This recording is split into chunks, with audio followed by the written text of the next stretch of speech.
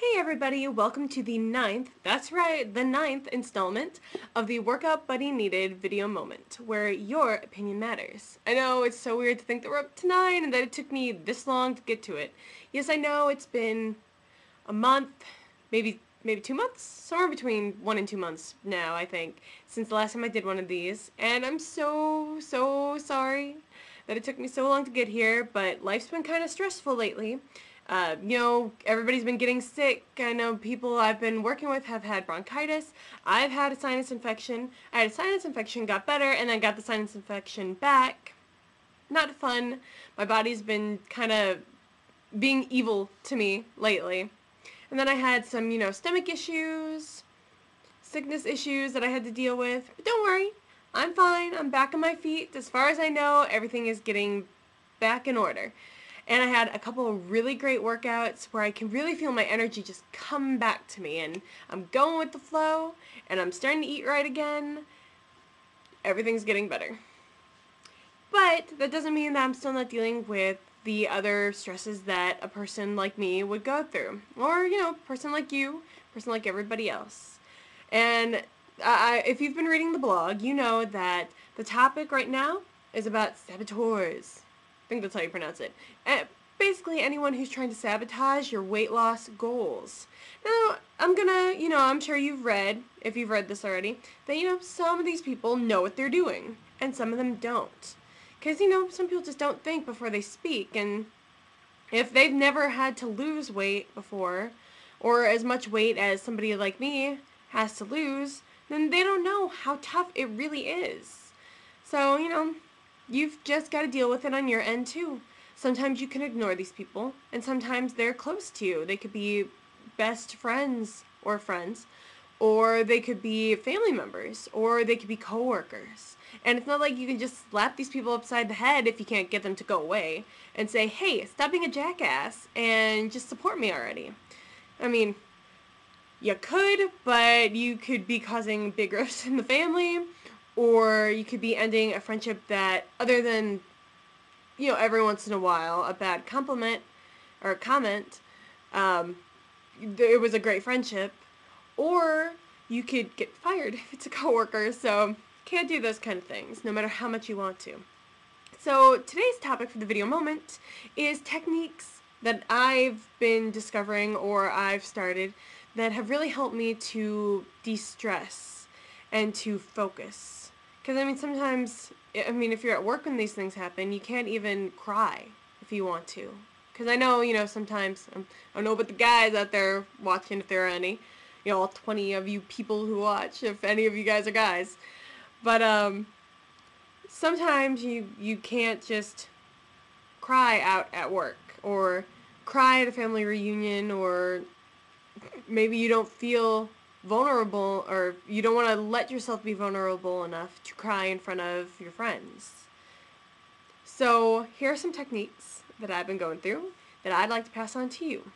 One is an obvious one for me because I've been doing this for a while now, and it's helped me in a lot of ways, and that is yoga, which I haven't done in a while, and I just started picking up the last 2 weeks. And I can already tell you that I feel a lot better. Yoga promotes flexibility, agility, tones your muscles, and it's just, it connects you with your entire body. It's like when you're doing yoga, you have to be aware of where your body is, how you're breathing, and your mental state. Because you got to try to push out all of those thoughts. Because if you don't, you could lose your balance, and you could fall, and that's bad. Trust me, I've done yoga without the mat on carpeting, and that's helped me to fall, and it's not good. It's not a good feeling at all. Oh, which reminds me, buy a yoga mat before you do yoga. You're going to want one. Anyways, so that's my first suggestion for de-stressing, definitely. Love yoga, and I'm so glad I've taken it up again, because it also just makes me feel so much more calmer on the inside after I do a session. Then, of course, there's getting your feelings out that are stressing you. Now, the first obvious suggestion to me is to talk. whether you're talking to that source of the problem, or talking to somebody else just venting. And if you're going to vent to somebody, make sure it's somebody that you absolutely trust. I know that I have about 2 of those kinds of people in my life right now. And that's tough because I used to think when I was younger and more naive that I had more people that I could trust to talk to about things. But, it takes a lot of experience to figure out who your friends are and who you can really tell everything to. So, I'm lucky I've got 2. Some people don't have any. So, if you can't do that, then my second suggestion would be what I started as well. Because sometimes you just don't have time to go talk to the people you trust. So I started a thoughts journal.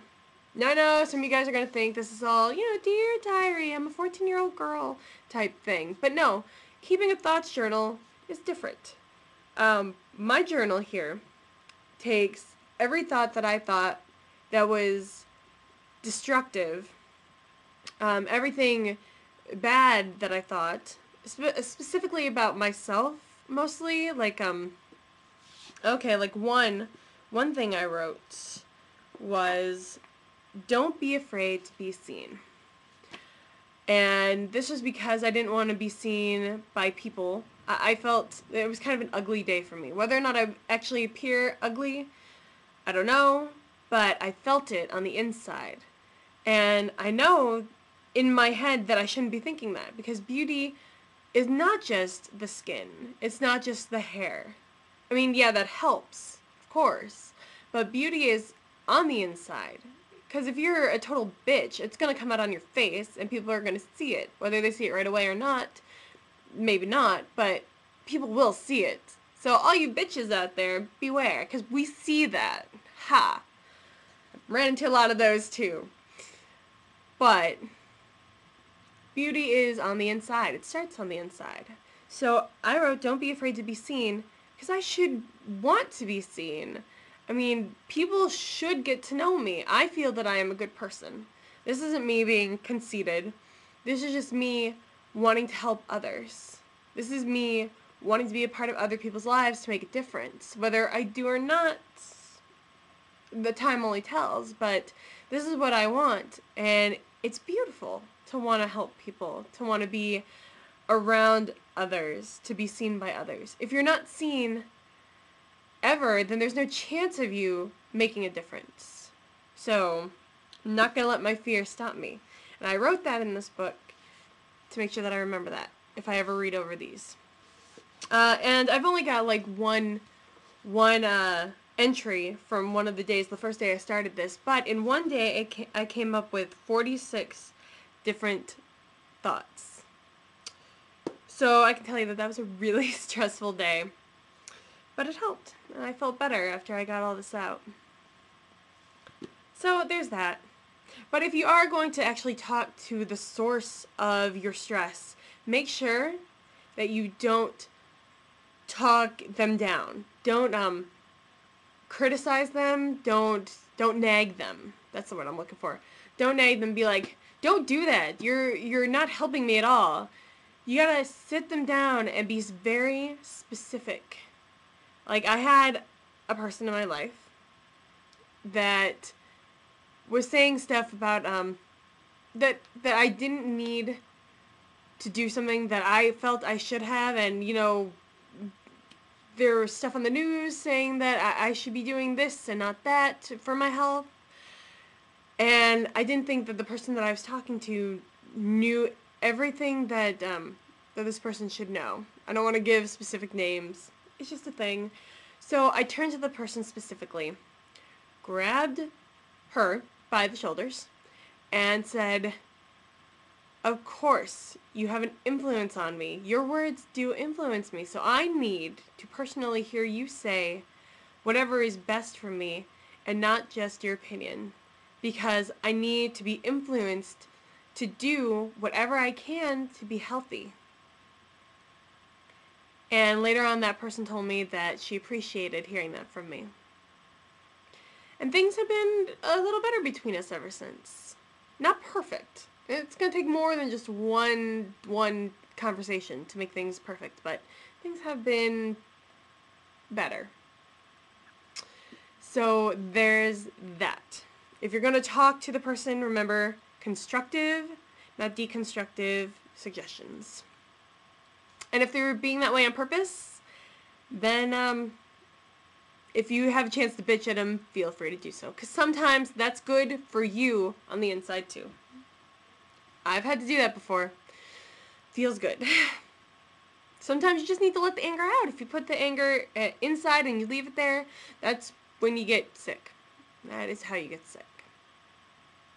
So there's that. And then there's my last suggestion, which again relates to the yoga idea, and that's meditation, which I did a lot of my senior year of college, but I haven't done since because without my meditation instructor, I felt kind of lost. I mean, because it's kind of a structured thing, but it's not.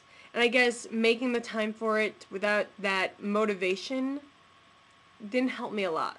So I'm trying to put more of it into my life. Right now I'm just doing it maybe a few minutes at a time, but I hope to build up to my normal 10 to 15 minutes of meditation and then increase that to a half an hour, which is what we were going for in the class. Now, meditation is great because it's just like yoga without the moving. You lie or sit completely still. If you lie down, make sure you're not going to fall asleep. I fell asleep once. But you want to do it sitting probably first, maybe even with your back against the wall, because you have to have really good posture for this. And you just listen to your breath. That is how it starts with meditation. It's the easiest way to get into it too. You have to think, breathe in, and breathe out as you're doing it. And that is how you block the other thoughts out of your head. And another good way to make sure you focus on your breath is to count them. But you don't want to go past 10 because then you get into numbers that are like three syllables and more, and your mind can't process that without letting other thoughts slip in, unless you're really experienced. So, you go 1 breath in, 1 breath out, 2 breath in, 2 breath out, but not as quick. You wanna try to breathe as slowly as you can without feeling lightheaded. So do that. It'll keep your mind off of any other outside thoughts for as long as you are able to, and you feel so much more relaxed.